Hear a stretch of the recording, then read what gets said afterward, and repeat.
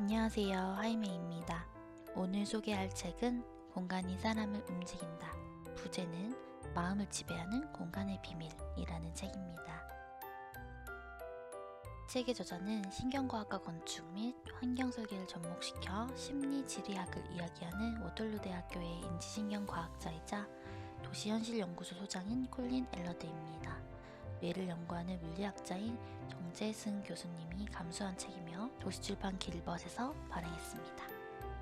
저는 이 책을 2019년 10월쯤 읽었는데요. 직관적으로 공간이 중요하다라고 아무리 말을 해도 실질적인 증거가 없으면 사람들은 그게 왜 중요한지, 그게 어떻게 우리의 삶에 공간이 연결되어 있는지를 이해하기 어려워해요. 저 또한 다른 이들에게 이것을 쉽게 설명하려면 어려움을 느낄 때도 있었고요. 그래서 이 책을 읽고 나서는 확신을 가졌어요. 이미 학문적으로 여러 분야에서 이러한 부분에 대한 연구가 이루어지고 있었고 또 증명된 부분이 있구나 하고요. 그렇지만 한번 읽었다고 제가 이 내용들을 전부 기억해서 정확하게 타인에게 설명해내는 것 또한 어렵다고 느꼈습니다. 그래서 저도 영상을 통해서 쉽게 자주 보면서 기억하기 위해 이 카테고리를 만들게 되었어요. 그 첫 번째로 이 책을 소개하게 되었고 앞으로 공간 관련 책들을 리뷰할 생각입니다. 이 책에서 설명하고 있는 내용 중 몇 가지 문장들을 선택하여 읽어보겠습니다. 감수의 글. 마음을 어루만져주는 공간의 심리학. 모든 인간은 인공 건축물 안에서 생활하며 우리는 어떤 방식으로든 매 순간 공간과 상호작용을 한다. 따라서 공간이 우리 마음에 끼치는 영향을 탐구하는 것은 가장 원초적인 호기심이면서 동시에 가장 실용적인 의문이다. 신경 건축학의 도래. 환경이 인간의 마음에 끼치는 영향을 행동 관찰을 통해서 이해하려 애썼다. 공원의 벤치와 가로수 그늘의 위치에 따라 사람들이 공원에서 휴식하는 방식이 달라진다. 놀이터에서 엄마들이 쉬는 공간을 어디에 배치하느냐에 따라 아이들이 노는 방식도 달라진다.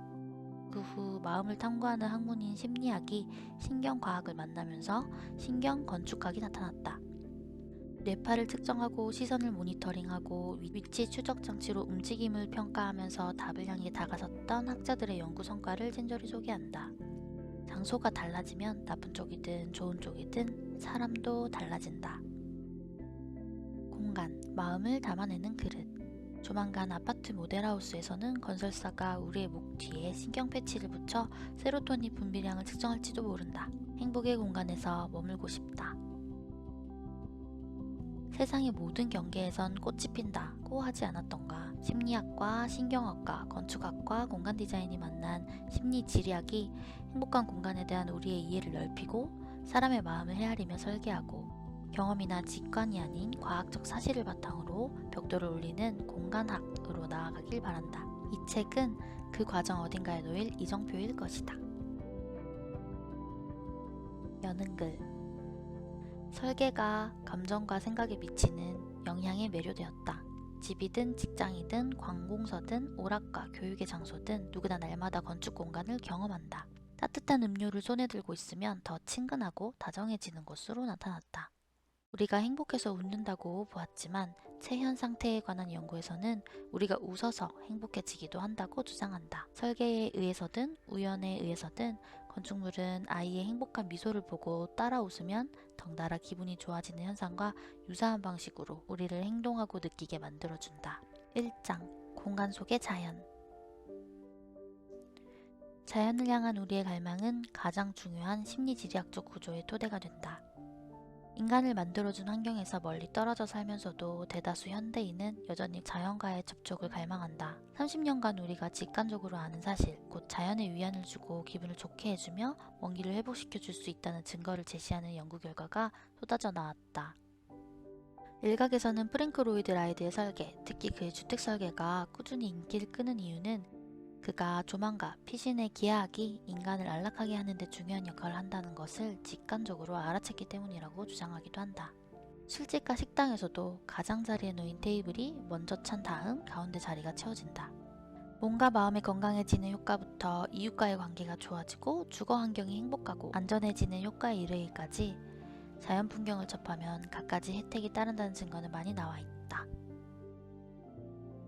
자연이 정신건강에 좋다는 증거가 쏟아져 나온 오늘에도 우리는 여전히 업무에 중점을 두고 생산성을 끌어올리는 활동에 고도로 집중하는 능력을 최고로 여긴다. 중간에 자연 공간에서 보내는 상기한 시간은 생산과 소비 중심의 실제 생활에서 잠시 벗어난 휴식 정도로 여긴다. 유치원부터 대학교 강의실에 이르기까지 모든 교실이야말로 부자연스럽고 유도된 집중력을 강화하도록 설계되어 있다. 하지만 이런 집중력은 금방 떨어진다. 마찬가지로 인간이 벽돌, 몰타르, 회반죽, 창문을 배치하기 시작한 시대부터 세상을 보는 효과적인 인공창문의 역할을 하는 전자화면의 발명에 이르기까지 환경설계의 역사는 우리가 세계를 보고 세계를 존재하는 자연스러운 방식에 대한 체계적인 도전의 역사로 볼 수 있다. 자연을 선호하는 성향을 우리가 어디에서 걷고 어디에 앉을지 선택하는 것부터 무엇을 보고 싶어하고 어떻게 생활하고 싶어하는지에 이르기까지 행동의 거의 모든 측면에서 집중력을 끌어내는 기술로 나타나기도 하고 자연 장면의 회복 탄력성으로 나타나기도 한다. 2장 사랑의 장소. 집이 가족의 일상을 담는 조용한 벽이 아니라 좀 더 적극적인 역할을 할 수 있다면 어떨까? 집과 사랑에 빠지게 만들어줄 수 있다면 어떨까? 미래의 반응형 주택 설계의 전망이다. 집이라는 공간은 긍정적인 가치와 연관될 때가 훨씬 많다. 주거 공간의 설계가 집 안에서 우리의 행동 양식, 특히 한 집에 사는 사람들의 소통 양식에 여전히 영향을 끼친다는 사실을 확인할 수 있다. 주거 공간의 역사를 쓴 공간사회학자 피터 워드는 서구의 가정 공간이 사생활과 자기 영역, 각자의 방을 수용하는 방향으로 복잡해지면서 서구 문화가 집단보다는 개인에게 더 가치를 두는 방향으로 발전해왔다고 설명한다. 영국이 독일보다 경제적으로 앞서는 이유로 주거 공간의 배치를 꼽았다. 영국의 주택이 내밀한 공간과 손님을 맞는 공적인 공간을 격식에 얽매이지 않고 편안하게 구별하도록 설계되었다고 지적했다. 정교한 기술이 나와서 좀 더 정밀한 방법으로 공간에 대한 반응을 측정할 수 있다. 인간이 공간과 어떻게 상호작용하는지에 관심을 둔 연구자들도 이런 새로운 기술을 활용하기 시작했다. 사람들이 다양한 주거 공간에서 어떻게 반응하는지 연구하기로 했다. 우리는 3가지 주거 공간의 컴퓨터 모형을 제작했다. 첫 번째는 프링크 로이드 라이트가 설계한 제이콥의 저택 모형이었다. 집은 그 안에서 사는 사람의 자유와 자율성을 축복해야 한다는 라이트의 철학을 반영했다. 다음으로는 작지만 기능적이고 편안한 설계에 중점을 두는 세러스 상카가 설계한 집을 모형을 제작했다. 세 번째로는 오늘날 북미 교회의 전형적인 규격형 주택의 모형을 제작했다. 사람들에게 새 집 중 어느 집을 제일 사고 싶으냐고 묻자 교회 주택이라는 답이 가장 많이 나왔다는 점이 놀라운 결과다. 제일 마음에 드는 집은 다른 집이었는데 말이다. 집에서 보고 느끼는 것과 직접 소유해서 사는 것 사이의 괴리는 무엇보다도 참가자들의 과거 경험과 관련이 있다. 그 집에서 어떤 일들을 겪었는지, 살아온 방에서 어떤 추억을 쌓았는지는 주거 공간에 대한 감정에 어떤 영향을 끼칠까? 집을 사랑한다면 정확히 집의 무엇과 사랑에 빠질까?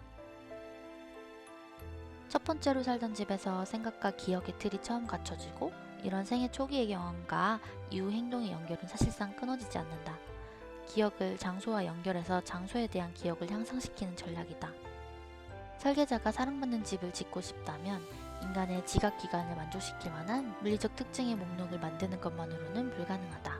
고객의 이력, 지금까지의 주거 유형, 기억의 장소에서 경험한 사건까지 알아야 하기 때문이다. 우리는 사생활을 보장하고 안전하다는 느낌을 주는 공간의 형태에 끌린다. 미래의 반응형 주택 설계, 시티홈 체험은 거주자의 요구에 지속적으로 반응해서 거주자의 모든 움직임을 예상하고 더 편리하게 준비해주고는 손뼉 한 번만 치면 언제든 벽 속으로 사라지는 입주 집사를 두는 것처럼 보일 수 있다.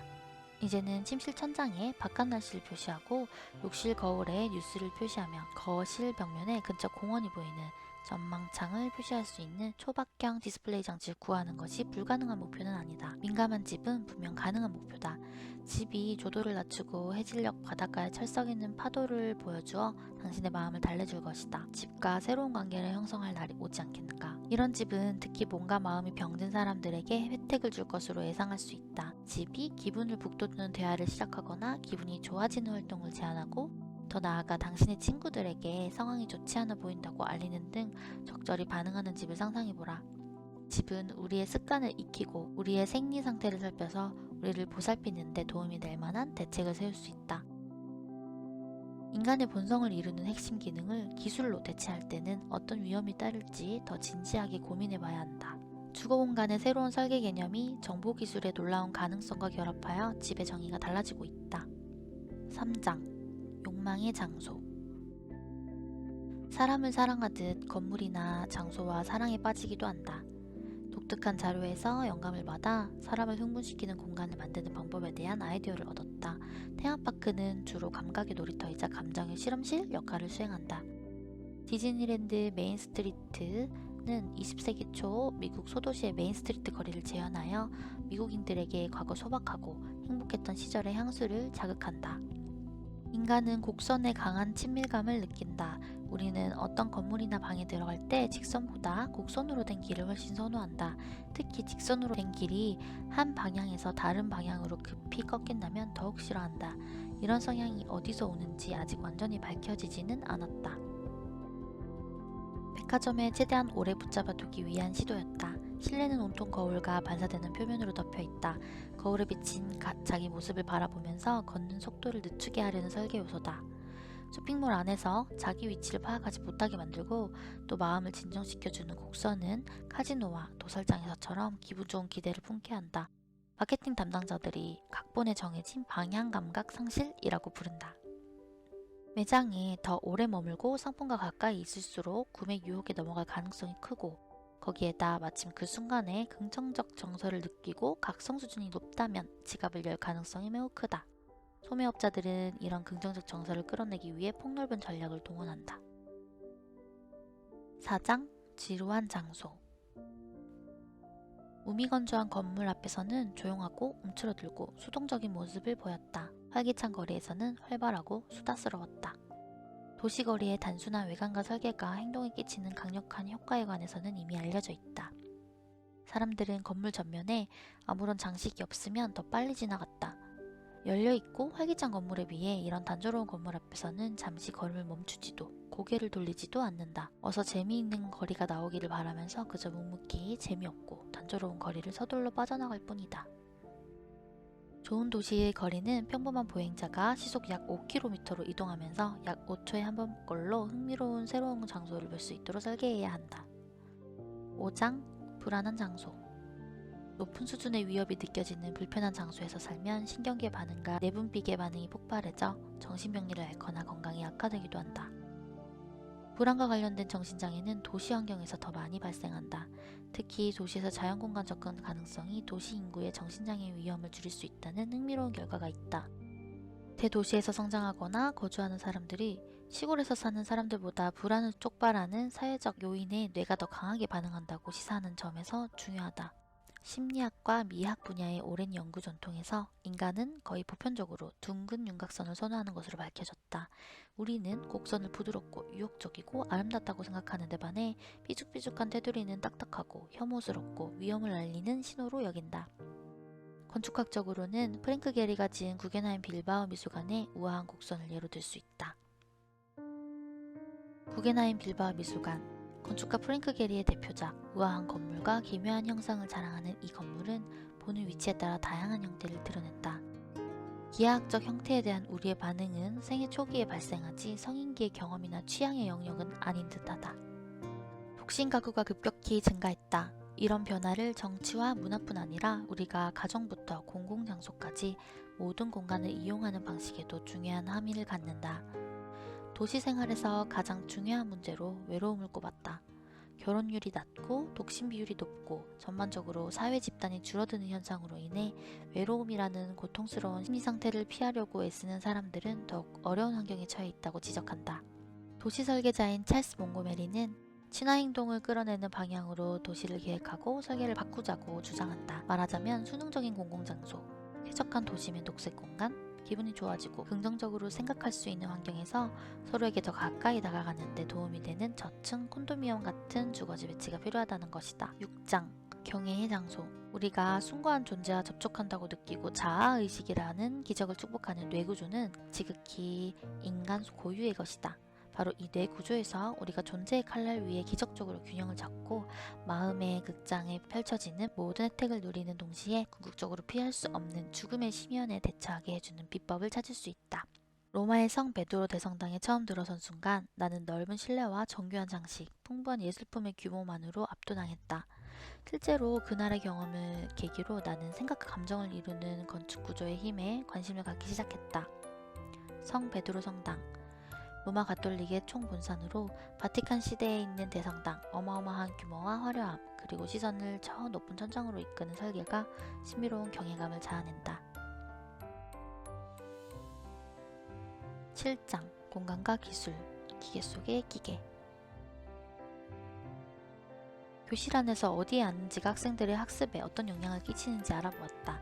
현실 세계에서 실시한 실험에서는 당연히 학생들이 교실의 중앙과 앞쪽에 앉을 때 더 많이 학습하고 정보를 더 많이 기억하는 것으로 나타났다. 블라스코비치는 가상 환경에서 공간을 휘어서 교실의 모든 학생을 동일한 위치, 곧 앞쪽과 중앙의 명당 자리에 앉을 수 있다는 사실을 발견했다. 그리고 이렇게 개발한 가상의 교실에서 가장 좋은 자리에 앉은 학생들은 실제 교실에서와 동일한 학습 효과를 보여주었다. 건축 설계의 현실에서는 어떨까? 좋은 건축가는 주거 공간을 설계할 때 그 공간을 소유하는 사람의 성격과 기호에 맞추는 데 중점을 둔다.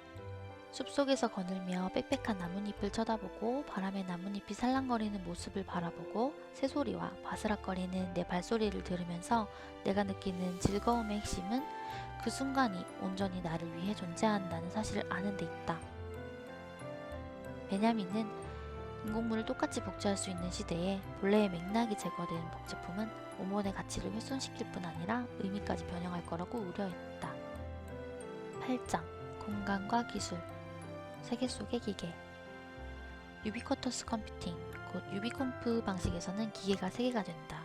이 세계에서 통용되는 조용한 기술의 중요한 장점은 우리가 집처럼 편하게 느끼게 해줄 수 있거나 우리가 알아야 할 사건을 지속적으로 알리면서도 부담스럽게 주의를 끌려고 하지 않는 데 있다. 닫는 글. 좋든 싫든 더 나아가 스스로 인식하든 아니든 장소는 우리를 감정에 휩싸이게 하고 우리의 움직임을 지시하고 우리의 의견과 결정을 바꾸며 때로는 우리의 숭고하고 종교적인 체험으로 이끌어주기도 한다. 건축물과 인간의 관계가 어떻게 작용하는지를 이해하는 방법은 무한해 보인다. 건축물을 그 자체로 예술품이나 정치적 선언, 문화적 유물이나 단순한 기계로도 볼 수 있고 건축 개념의 유구한 역사에서 이와 같은 접근 방식이 좋은 사례는 얼마든지 찾을 수 있다. 나는 연구에서 심리학과 신경과학의 기본 사실에 근거한 과학적 접근법을 채택하고자 했다. 혹여 건축물의 의미를 하나의 방정식으로 축소하면서 가장 중요한 질문의 답을 놓칠까봐 걱정된다. 더 나은 건물을 설계하는 방법에 관한 이해에서 나의 작은 기여가 무언가와 충돌할 거라고는 생각해 본 적도 없었고 그 무언가가 건축은 더더욱 아니었다. 인상적인 충돌 지점이 드러나기 시작했고 나는 건축가가 건축 설계와 인간 심리의 연관성에 관한 과학적 주장의 측면에서 느끼는 불안을 이해할 수 있었다. 결국 자유의 문제로 이어진다. 건축가의 창조적 비전을 소시지 기계에 억지로 밀어넣어 이미 시도되고 결함이 드러난 르코르비지에의 아류의 설계만 찍어내는 과학적 설계로 가는 것은 위험해 보인다. 건축가의 비전과 완성된 건축물에 대한 이용자의 의견 사이의 단절을 지적하는 사람들도 있다. 건물은 건축가의 정당한 예술적 창작품이지만 그림이나 영화, 조각과 달리 완성된 건물은 수명을 다할 때까지 사람들의 일상에서 유용하고 긍정적인 역할을 수행할 수 있어야 한다. 심리분석과 실험이 건축가에게 이런 책임을 다하도록 도와주는 것이다. 건축 시스템의 세 번째 부분에는 사람, 곧 이용자가 들어가야 한다. 그리고 건축 이론가이자 역사학자인 세로골드 하겐이 주장했듯이 건축의 역사와 설계도 교과과정에 편입시켜야 한다. 교과과정에는 순수미술과 문학처럼 인간의 조건을 이해하는 데 중요한 교육을 위한 영역이 포함된다.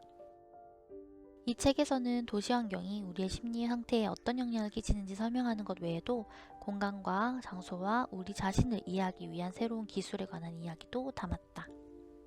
제가 요약했던 내용을 낭독해 보았습니다. 다 읽고 나니까 제가 처음에 시작했던 공간 디자인 관련된 책을 소개해야 하는 동기부여에서 한 가지가 더 추가된 것 같아요. 조금 어려운 내용들도 있고 또 도시공학의 내용들도 들어가 있지만 공간은 사람을 위한 곳이어야 된다라는 나름대로의 신념을 가지고 있기 때문에 그런 신념들을 어느 정도 뒷받침해주는 내용들도 들어있었던 것 같아서 흥미롭게 읽었습니다. 여러분들도 여러분들에게 맞는 재미있는 내용들이 하나쯤은 있었으리라고 생각을 하면서 다음 시간에도 더 유익한 내용으로 돌아오겠습니다. 감사합니다.